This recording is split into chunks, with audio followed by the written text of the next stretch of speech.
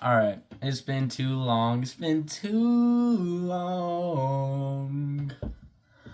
Welcome back to another video on the TSL channel. My name is Tyler Dominic Lewis, and this is TSL. Today we are talking about something not so fun. The Cardinals. So, the Super Bowl's coming up, and by the way, I don't think there's a soul on the planet that wants to watch this fucking Super Bowl, but that's a video for a different day, aka after the Super Bowl. So, in this video, I'm going to be giving my thoughts and opinions on this Cardinals season, starting from the draft basically till week 18, right? So, the Cardinals this season in the draft drafted one guy named Marvin Harrison Jr. with the 4th overall pick. And I want y'all to understand this. I was so hyped for Marvin Harrison Jr. I was unbelievably hyped for Marvin Harrison Jr. We finally got a guy that's going to repair that DeAndre Hopkins hole, and he's younger than DeAndre Hopkins was, and he's looks way better than DeAndre Hopkins did coming out of college, right? He went to Ohio State, which, if I'm being honest, I don't really trust Ohio State, players. It's just not something I really do. I don't really, especially quarterbacks. Oh, God knows their quarterbacks, no one should ever want to draft an Ohio State quarterback and be excited about that. They do not have a good track record with that, right? So, I was hyped. We got Darius Robinson later on. We got Trey Benson in that draft, man. Looking back on it now, at the end of the season, I would still say it's a good draft. I say it was a pretty good draft, Trey Benson's looking promising. Marvin Harrison Jr., I'll get to him later. Darius Robinson, I'm not going to even attempt to rank because he's been off and on injury. He's had to start off badly and then he's had some family issues, which, is not my business, right? So the draft was very exciting for me, right? Then free agency hit, and free agency was very interesting because the Cardinals had a lot of money and they didn't spend any of it. Oh, and by the way, another player we did get in the draft, Max Melton. He's been a great help. But we picked up some key people like Sean Murphy Bunting, Jonah Williams. We traded for him. He also had to come off the injury list to start the season, which kind of sucked, right? And then we also had Garrett Williams. He was a great help, right? I didn't really appreciate the fact that they did trade Dennis Allen, though, halfway through the offseason. That was a little confusing for me because, he went to Denver and they started to kill it, and he's really good. And I was just a little upset about that for a 7th-round pick that they got, right? But that's beside the point. So, going into the season, my expectations were 6-11. For some unknown reason, everyone thought the Cardinals this year were going to be like a sleeper team, right? They're going to sneak their way in, right? This is the year. No, it's not. We just had the 4th overall pick, for God's sake, and it wasn't even like a trade. It wasn't even like a traded pick. No, that was our pick. We were terrible last season. This is not now all of a sudden we're going to the Super Bowl year. No.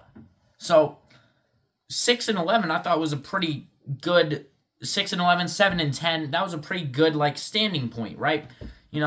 It gets the job done. It's not going to ever get into the playoffs unless you're the NFC South, and it really, frankly, was a good barrier for us. It sets us up for next year as a premier destination now that we know we have all this money coming in because all of this, all of that, right? We didn't spend a lot, right? So that was interesting. But the main targets of this season, in my opinion, was get that Kyler and Marvin Harrison Jr. connection. Trey McBride needs to take another step into just absolute tight end greatness. And we need Max Melton needs to be a good cornerback. That was my personal like needs for this season. I was like, I need these guys to be there. James Conner doing James Conner things, that's nice and all, but we need these three things. Some of them happen. Some of them definitely happen. Others didn't. Like, so this season was very up and down. I'm looking at the schedule right now. Let's go game by game, right? And I'll tell you exactly how I was thinking game by game, right? So we have the first game of the season, right? It's against the Bills. That's a difficult first game in my personal opinion, right? You know, that sucks. Having the Bills the first game of the season, they're good, they're great. We lost by 6. The Bills just made the AFC Championship. We lost by 6 in our first game, right? And obviously you don't ever want to lose necessarily, but that's a good loss, if there is such a thing. That's a good loss to go off of, right? But then we get to the Rams. The Rams, right? The Rams in week 2 was a game that I did not expect. Because in the first quarter, Marvin Harrison Jr. had 130 yards, 2 touchdowns, and that's all he had in the entire game. And I was like, in that first quarter, I was like, yes, that is what we need. This is why we drafted him, 4th overall, right? He's amazing. He's awesome. And he didn't do anything the rest of the game. And, you know, for certain reasons or other, you know, that's fine. You know, I can't really complain because, yeah, 130 yards in your second game is pretty amazing. But really, he didn't have a single yard after that. Like, that doesn't make any sense how that happens. And you could say, oh, the Rams defense really locked him up. We scored 41 points to 10. Like, they couldn't really do that good. And then the next 2 weeks, we had the Lions and the Commanders. The Lions, we only lost to by 7. The Commanders, we lost to by a lot more than 7. But that's a difficult first 4 games. They're all playoff teams. I want you to understand that. All 4 of those were playoff teams. And then we go to the 49ers. This is when they were just starting to get injured. They don't have Christian McCaffrey, which, you know, is a big loss. We do beat them by 1. Then after that, we go to the Packers, another playoff team. We lose 34-13 there. Then we go to the Chargers. We beat them, playoff team, 17-15. Then we play the Dolphins the week after that. Almost the playoff team. They were this close. 28-27, we win. Then we play the Bears, and the Bears suck, so we win. Jets suck, we win. Seahawks, we lose to. That was a horrible loss. I hated that game. I remember sitting there like, what the hell are we doing during that game? Vikings, playoff team, we lose. Seahawks, we lose again, another horrible game. I really hated that game. Patriots, we beat. And this is the home stretch, right? We're playing to get into the playoffs. We're fighting for a chance. We're playing the Panthers. And yes, I am sort of a Panthers fan. You know, about 25% of me is a Panthers fan because of my dad. We lost to the fucking Panthers in overtime. 36-38. Like, how the fuck do you lose to the Panthers? Like, that was a bad loss. And then we followed it up by losing to another playoff team, a.k.a. the Rams. But then we killed the 49ers, but it doesn't matter in that last week. We end up going 8-9 on the season. And a lot of fans, I see that as people being like, oh man, that's horrible, right? Like, oh my God, we went 8-9. Like, we need to do better, right?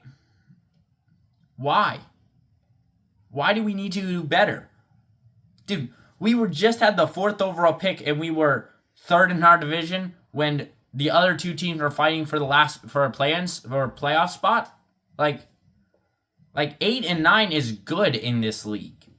It's not where you want to be every year consistently, but it's a good stepping stone from 4-13. You understand what I'm saying? And let's go down the list. Let's look at the playoff teams that we lost to and beat. Bills lost. That's 0-1. Rams beat. Lions lost. Commanders lost. So we're currently 1-3 against current playoff teams. Then we go play the Packers. We're 1-4. Chargers 2-4. Then we go down to Vikings. We lose, unfortunately. That's 2-5. Then we play the Rams again. We lost to them. So we went 2-6 against playoff teams this year. That's 8 playoff teams that we had to play. I know Rams count as a duplicate, but still, 8 teams that we had to play.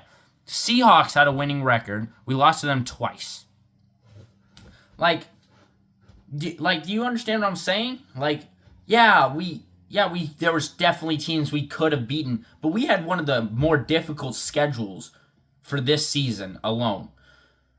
And we were competitive in every single game except for the 2 Seahawks games I'm not counting as competitive, and the Packers and Commanders game. Every other game we were competitive, we were in the game till the very end. This isn't a bad season. I don't know why we all thought this is a horrible, horrible season for the Cardinals. I've seen people oh, we need to get rid of Kyler. Oh, we need to get rid of Jonathan Gannon. No, don't do that. Oh, we need to restart. Marvin Harrison Jr. is a bust. No, this was a good season. And now I get it. During the season, I was upset too. There definitely was some games we had that we lost. We could have won, especially that Seahawks one. Like I said, that was just a horrible game overall. But at the same time, what were we expecting this season? Like Super Bowls? No. So I don't understand where all this hate is coming from, right? But let's transition to something else, because obviously season's over. We're 8-9. I see that as a good stepping stone. I know some of you don't. But let's move on to individual players. So before the season, as I mentioned, I had 3 goals as far as players. We needed to get that Kyler Murray, Marvin Harrison Jr. connection straight off the bat. We need that connection. That's important to our future. 2, we needed Trey McBride to turn into an absolute monster, right? And 3, we needed Max Melton to look like a decent corner. Well, as I said in the intro, some of those happened. And, it's not really good describing it here, especially next to this guy. So, let's go to the big screen. Alright, so welcome to the big screen. Otherwise known as my TV in my room. Let's give a little room tour because we're here. We got the Suns, we got the Sun Devils, we got the Diamondbacks, we got the Sun Devils over there. We got a Spider-Man across the Spider-Verse poster, right? But that's not the important stuff. The important stuff is this guy right here, Marvin Harrison Jr.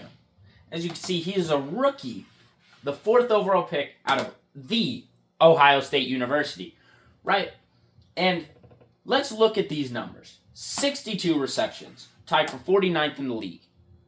885 yards, 33rd in the league. 8 receiving touchdowns. Look at this number. Let's zoom in on this number. Right? Let's zoom in. Okay? Let's just analyze this number right here. 8 receiving touchdowns. Do you want to know what's something special about this? This is the most by a rookie this season. Over guys like Ladd McConkey, Brock Bowers, Brian Thomas, Malik Neighbors, whoever the hell you want to put out there. This is the most. This is his average for yard gain. So, can someone tell me, looking at the stats on a bigger scale, how are these bad stats? How is this not a good rookie season? I understand you got the guys like Brock Bowers. Like I said, Brock Bowers, Brian Thomas, Ladd McConkey, Malik Neighbor. Yeah. They had great receptions, great yardage, right? This is great. This is a great start to a career, especially with what I'm about to show you next. It's this guy, Kyler Murray.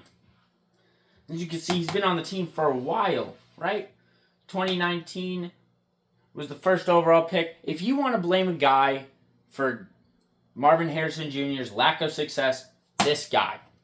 Because it seemed like every single week there was a new storyline about how this guy isn't giving Marvin Harrison Jr. the ball.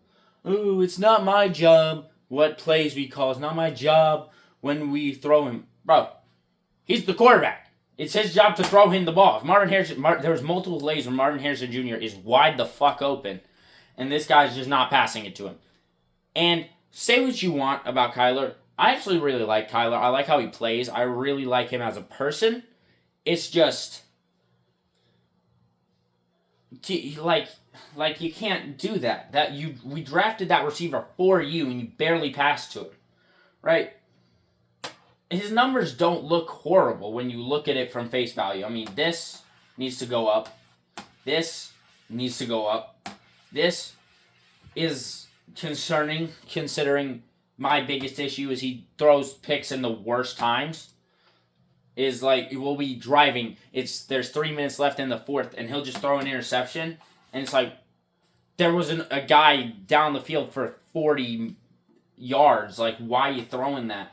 Then we got his QBR. He had the one game where he was perfect. He had a perfect QBR this season, which, you want to know why? He threw to Marvin Harrison Jr. a lot that game.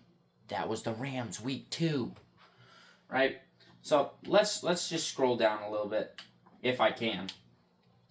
I am on the Xbox because that's the only way I get to, what's it called? Big screen, right?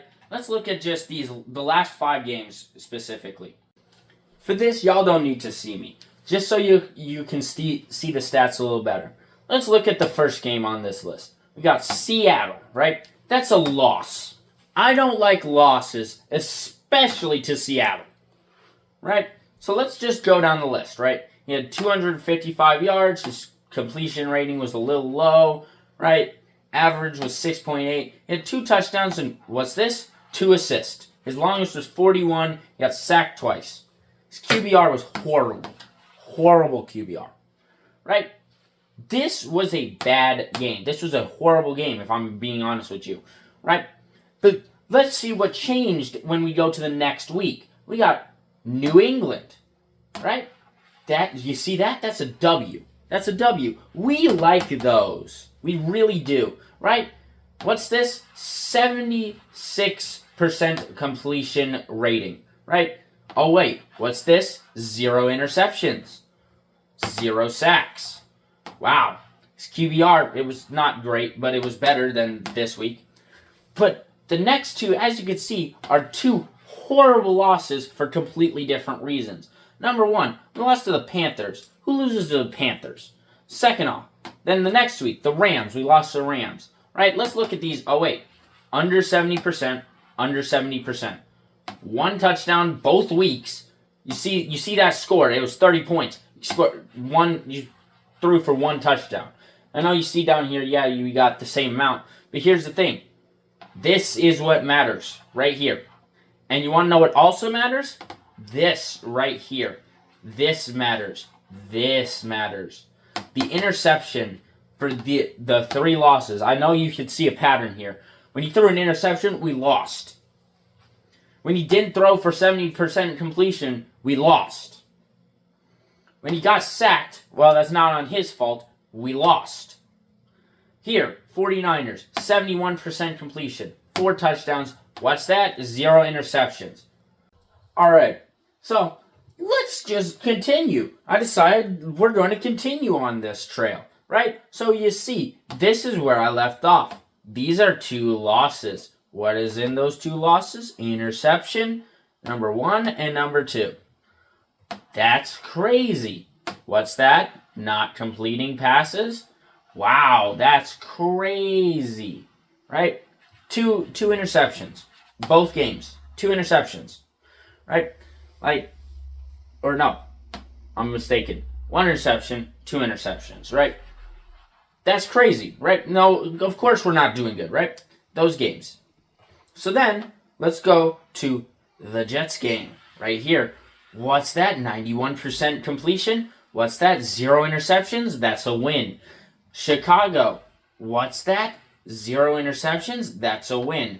Miami. 0 interceptions? What's that? That's a win.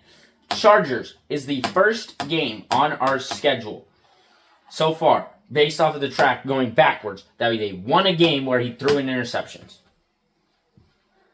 This game was a horrible game from all standpoints, so I'm going to count that as an exception, right?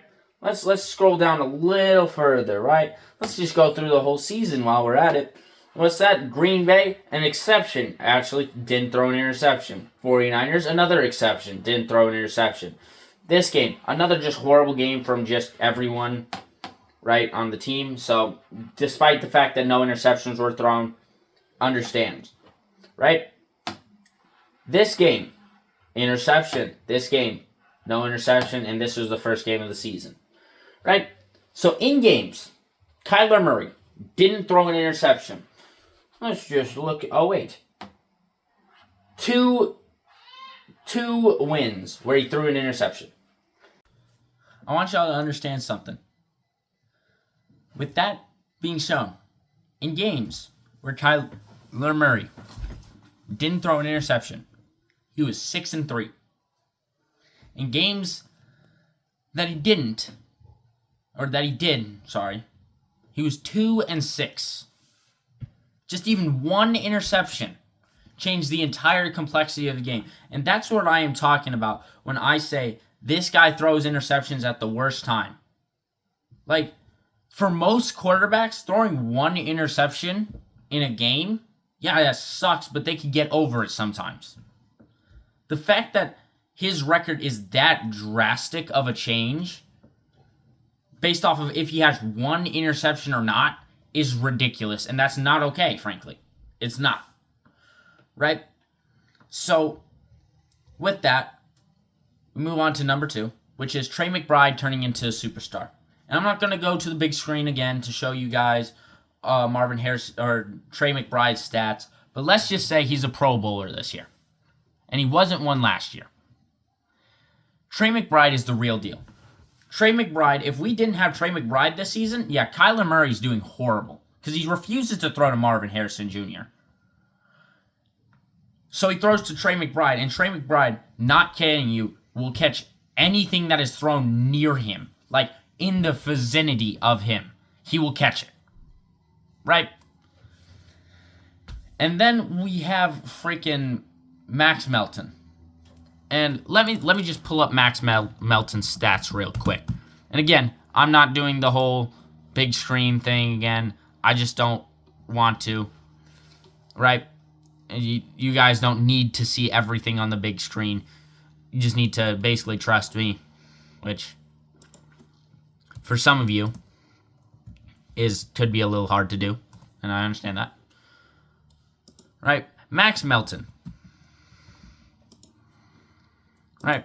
He's our cornerback, and he was drafted with the 43rd pick in the draft. His stats are 36 solo tackles, 1 forced fumble, 0 interceptions, and 5 PDs. That's not good enough. That's not good enough. That's not ever going to be good enough, in fact. Right? But the reason I was okay with it is because of one dude. One dude. His name is Garrett Williams. He was a third round pick just 2 seasons ago. Right? And this season, he had 9 PDs, 2 interceptions, 1 forced fumble, and 40 solo tackles. And cornerbacks are really hard to track as far as stats because you'll never truly know how well they're impacting the game. This dude was impacting the game every time he was put on some dude. Every time. Every single time he was put on someone, he had locks on them. He didn't get beat very often, unlike Max Melton, but that's expected. He's a rookie. I'm not putting 100% on Max Melton, right?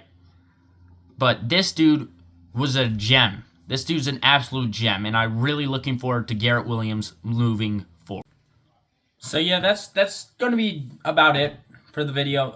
That's my opinion on the Cardinals stays. That was a good build-off season. I know a lot of Cardinals fans don't think that, but that's my opinion at least. We definitely could do better, I feel. But we do need to just slow it down. Kyler needs to be safer with the ball, for lack of better words. And throw to Marvin Harrison Jr., please. We drafted him for a reason. He's actually really good. You just need to throw him the ball. Please. Please. And with that, I think I'm going to end the video here. Thank you so much for watching. It's almost February. I'm going to try and do February. I've had a lot of homework. Way too much, honestly. I do not want to do this much homework. But, like I said, thank you so much for watching. So, let's end it off like it should be. Like it is every single time. Thank you so much for watching. Don't forget to like, comment down below, subscribe, share with your friends. Anything to help the channel grow. And with that, peace out, y'all.